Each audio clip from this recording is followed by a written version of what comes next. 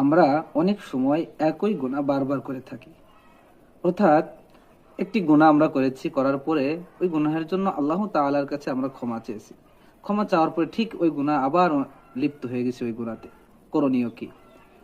আল্লাহ রাসূল সাল্লাল্লাহু আলাইহি ওয়াসাল্লাম হাদিসে কুদসির মধ্যে বলেন যে বান্দা যখন গুনাহ করে, আমার আল্লাহ তাআলা বলেন আজনাবা আবদি জামবান, যে আমার বান্দা গুনাহ করেছে, ওয়ালিম আন্না লাহু রব্বান, তবে আমার বান্দা জানে যে তার একজন প্রতিপালক রয়েছে, রব রয়েছে। ইয়াখুযু বিজামবি, আমার আল্লাহ এই গুনাহের জন্য আমাকে পাকড়াও করবে। আও ইয়াগফিরু জামবা, অথবা আমার আল্লাহ তাআলার কাছে যদি আমি গুনাহের জন্য ক্ষমা চাই তাহলে তিনি ক্ষমা করে দেবেন।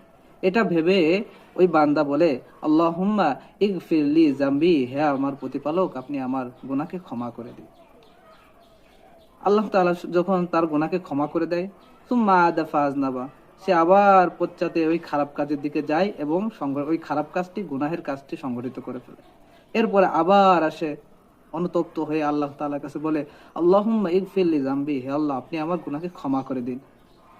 আমার আল্লাহ তাআলা আবার তিনি ক্ষমা করে দেন। সুম্মা আদা ফাজনাবা, অথবা সে আবার ওই খারাপ কাজের দিকে, ওই গুনাহের কাজের দিকে প্রত্যাবর্তন করে এবং আবার সেই খারাপ কাজ, গুনাহের কাজ সংগঠিত করে। সুম্মা, এরপরে আবার আসার পর আল্লাহ তাআলার কাছে বলে, আল্লাহুম্মা ইগফিরলি জামবি, হে আল্লাহ আপনি আমার গুনাহকে ক্ষমা করে দিন। আল্লাহ তাআলা আবার তার গুনাহকে ক্ষমা করে দেয়। সুম্মা আদা ফাজনাবা, এরপর বান্দা আবার ওই গুনাহের কাজের দিকে ধাবিত হয়, প্রত্যাবর্তন করে এবং ওই গুনাহের কাজ সংগঠিত করে। এরপরে আবার বলে, আল্লাহুম্মা ইগফিরলি জামবি, হে আল্লাহ আপনি আমার গুনাহকে ক্ষমা করে দিন।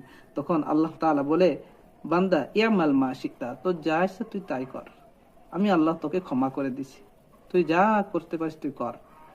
সুতরাং আমরা অনেক সময় একই গুনাহ বারবার করে আমরা লজ্জিত হয়ে আল্লাহ তাআলার কাছে বারবার ক্ষমা চাবো। আল্লাহ তাআলা আমাদের গুনাহকে ক্ষমা করে দিবেন।